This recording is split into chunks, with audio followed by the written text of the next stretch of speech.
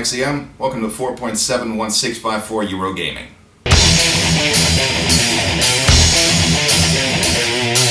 The Dutch gaming industry has always kind of paled compared to the rest of the world. Not surprising, considering the relative size of the country, but over the years some noteworthy developers have sprung up nonetheless. For example, Triumph Studios became well known for their Age of Wonders and Overlord series, indie developer Vlambeer are still going today with games like Ridiculous Fishing and Luftrausers, and of course let's not forget that this country was where Guerrilla was founded as they went on to create the Killzone series. However, for every Guerrilla, Triumph or Vlambeer, there are a few dozen more developers who don't entirely make the cut. One of these was Davylex. Already well established in the Netherlands of the late 90s for their business and educational software, Davylex made the bold, and some would say misguided move, to the video game market in 1997. Their largest contribution to said market were their racing games, primarily the A2 Racer series set on Dutch highways, and even a few licensed titles based on Miami Vice and Knight Rider. But in May of the year 2000, they tried to break into the first-person shooter genre with this game, Amsterdoom. Yeah, you don't need me to tell you who they were trying to appeal to with a title like that. As luck would have it, I actually got this game a while ago from a friend of mine who was throwing out some stuff he didn't need anymore, and so I got this game for the low price of absolutely nothing. Amsterdoom is noteworthy for a couple of reasons, primarily for being a Dutch-made first-person shooter years before Killzone, and also for being set in the Dutch capital of Amsterdam. Like most other Davylex games, it was marketed as being suitable for all ages, featuring none of that nasty animated blood and gore like in other FPSs. And that's not necessarily a slam against this, as child-friendly FPSs have been successfully done before, though despite this, the game did attract some controversy for featuring enemies dressed like Amsterdam parking attendants, apparently entirely ignoring the fact that these are merely aliens in disguise. Anyway, I've been stalling long enough. Let's see what the story is like. And here is where I immediately get that sinking feeling as I witness this game's attempt at storytelling. Through fake news footage from the creatively named GNN, BBE, and CPS, we learn that Amsterdam has been invaded by purple aliens who call themselves Grubbers. NATO's Rapid Reaction Force landed just a moment ago and are setting up a defensive perimeter around the city of Amsterdam. In the meantime, Dutch officials have told us that the evacuation has almost been completed. And now, the weather. And yes, that's Grubber spelled with a little slashed O. They also appear to be wearing horned Viking helmets, but more than that, the manual reveals that the individual types of enemies have names like Eitri, Magni, and Ragnarok, all of which are references to Norse mythology. So did whoever come up with this really dislike Scandinavian people? Or is it meant to be a modern reinterpretation of pillaging Vikings? Whatever the case, I asked an award-winning Norwegian game designer to give his opinion on this. That's just stupid game design. I won an award! Anyway, the Grubbers are releasing toxic gases to recreate their own planet's atmosphere and have set up an impenetrable force field around Amsterdam so nobody can get in or out. Fortunately, former UN Secretary General and Uncanny Valley resident Kofi Annan has a plan. We may have found a way of temporarily breaching the Gruber force field. However, this is important. It can be done only once, since it will cost us 2/3 of Europe's energy potential. The hole we will create is big enough for just one man to go through, and will stay open for just a few milliseconds. Here is why we need you. We need you to go into Amsterdam and stop whatever they are doing down there. The whole of humanity depends on it. So the hopes of humanity now rest in the hands of one man armed with nothing but a magnum pistol. Seriously, guys? You couldn't at least give him a proper rifle or something? You're not exactly sending Solid Snake on a procure-on-site sneaking mission here. But enough about the laughable attempt at storytelling. Let's look at the actual game. Undoubtedly, the first thing you'll notice is that the game looks, well, Amsterdamned awful. Blurry textures and blocky environments abound in Amsterdam, which I suppose is to be expected of a game this old, but even for the time this was laughably outdated. Though I must at least give the game some small amount of credit for running at a mostly consistent 60 frames per second, with plenty of destructible objects around, and it doesn't control like ass either. Unfortunately, I can't vouch for the game's stability because I did manage to get myself stuck on the geometry early into the first level. I did read the Dutch Wikipedia page for this game claim that it supposedly runs on the Quake 2 engine, which is a load of bull the size of my calves for any number of reasons. I sincerely doubt that a relatively small company like Davylex would seriously have the budget to be able to license that kind of engine. Plus there's the simple fact that it simply does not look or feel like Quake 2 in any way, shape or form. Hell, Amsterdoom came out 2 years after Half-Life, which ran on a heavily modified Quake 1 engine, and that game still manages to look and feel better than this. The music isn't exactly noteworthy either. The developers made a brave attempt at making it somewhat dynamic by changing it depending on whether there are enemies nearby, but the short loops still get old really fast. Although I must admit I do have a soft spot for this one track that I can only describe as grubber metal.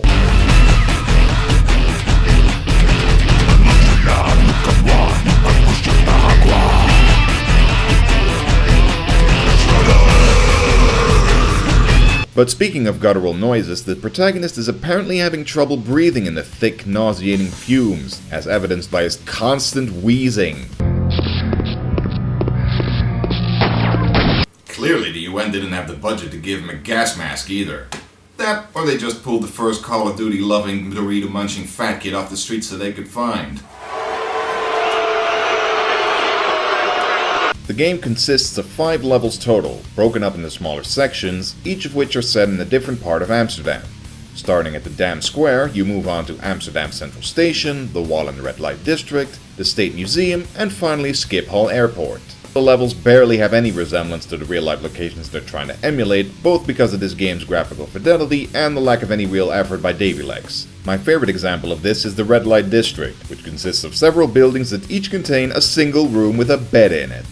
One thing that there is plenty of, however, is product placement. Everywhere you go, you'll be bombarded with signs for Dutch retail chains like Free Record Shop, Bruna, Bart Smit, and so on. Oh yeah, because I totally want to go buy CDs, books, and toys after playing this game. Man, that kind of distracting advertising is just shameless.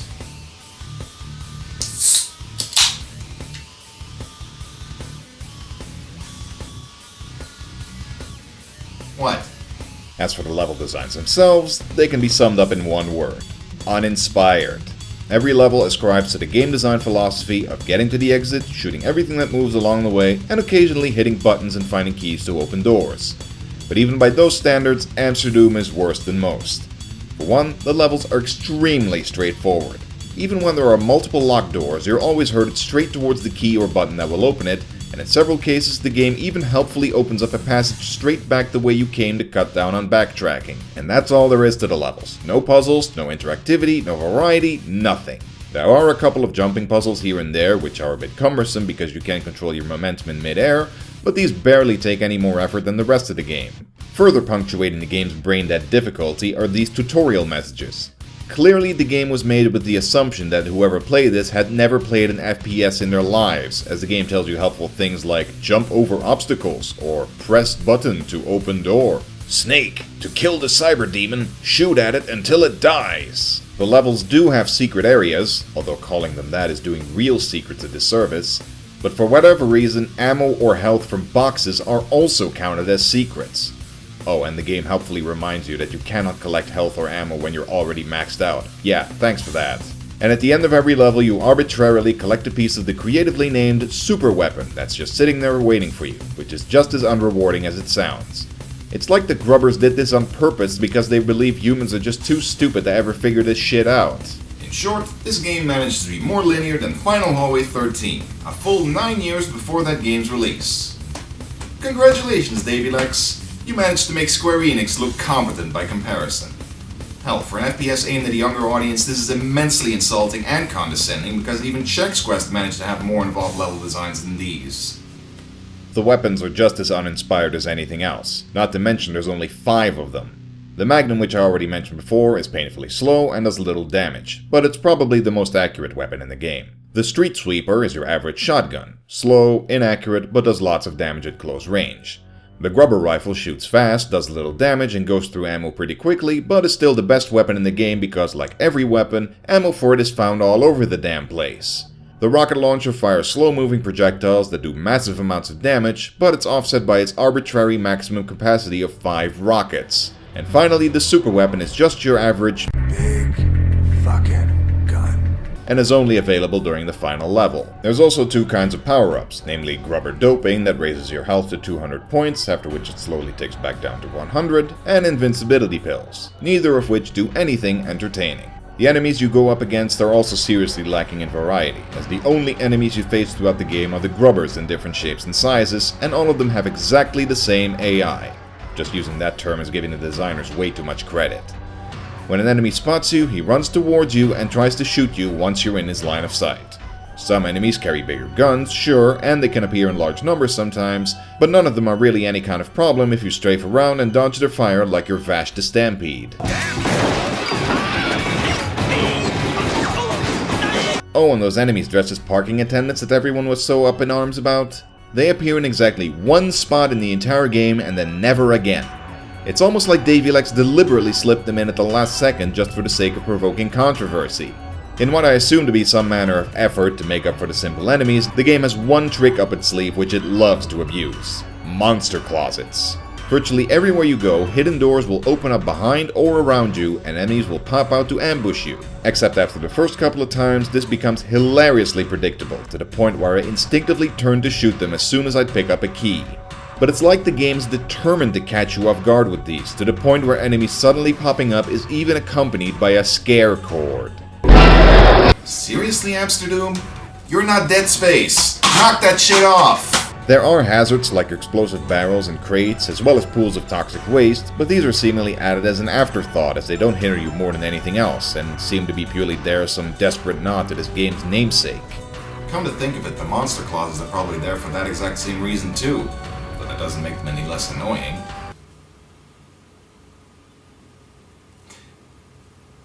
I'm trying to think what to talk about next, but I got nothing. Hang on. Huh. I've seriously discussed everything there is to this game already? Apparently so. The game just goes on like that for exactly 5 levels without any kind of surprises along the way, so I guess all that's left now is to skip straight ahead to the final boss battle. As said, the final level is where you finally assemble all pieces of the super weapon in order to face off with the Grubber's leader, Thor. I'm Thor! Yes, I admit, this entire review was building up to that one joke. You're welcome. And despite packing some impressive firepower, he's just as brain-dead as every other enemy. The boss arena is also packed with health and ammo to keep you going, so you just have to keep moving around and spam the super weapon until Thor goes down, and that's the end of it. You dare threaten me, Thor? It's so puny. So after that, you disable the Grubber's force field, save the world, and force them to flee with their purple tails between their legs. Betrouwbare bronnen melden ons dat het speciale VN-commando erin is geslaagd de Grubbers te verslaan. Een inspectieteam van de Verenigde Naties heeft kort daarna bevestigd dat het Grubber-ruimteschip geheel verlaten is. Naar zich laat aanzien heeft de mensheid de Grubber-aanval succesvol afgeslagen. Enkele minuten geleden ving een NASA-satelliet de volgende boodschap op. Experts van de NASA vermoeden dat deze boodschap vertaald kan worden als: we zullen terugkeren. And just like that, the game ends without any fanfare. No cutscene, no now go and rest our heroes, fucking nothing. It's called a denouement, Davylex. Look it up! Blatant sequel hook or not, Amsterdoom fortunately never got any kind of a sequel. Well, Davylex did go on to make another game for the German market called Invasion Deutschland, which as far as I know is the exact same game as Amsterdoom, but set in Germany.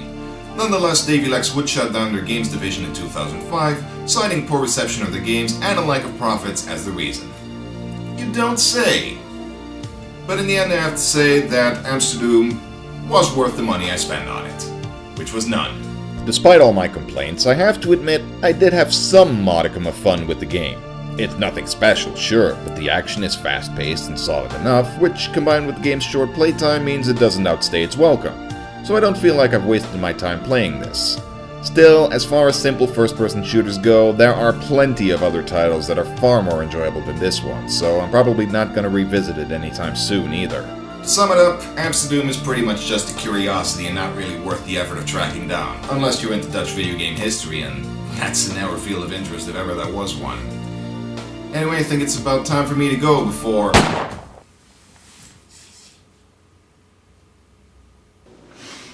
Looks like you've met your... Amsterdoom.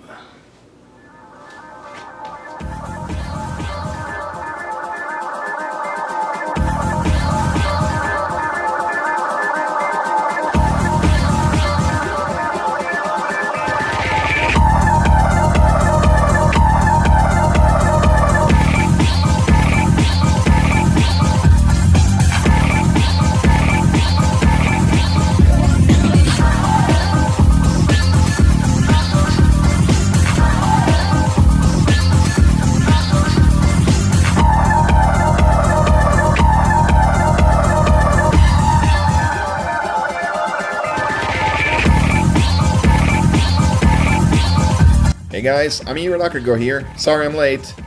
Hey, wait a minute, the video was already done? What the why is there a corpse on my bed? Well, anyway, I guess I should tell you all that if you enjoyed this video, please like, comment, and subscribe, and if you want to send some extra support, hop on over to my Patreon and pledge any amount of money you want per full-length video. Anyone can pledge now, so if you wanted to do so before and couldn't, then now is the time. Speaking of which, a big thanks and shout out to my new patrons. Trolls from the Space Quest Historian and Backseat Designers podcasts, my fellow video producers, Feral the Gecko and Ikifu, game designer extraordinaire Little Norwegians, and of course SCXCR, without whom this video probably wouldn't even exist in the first place. If you haven't already, go watch his awesome $5 gaming reviews and his other videos, of which I've already conveniently linked to right here. Thanks for watching, have a joyous April Fool's Day, and we'll see each other out there somewhere.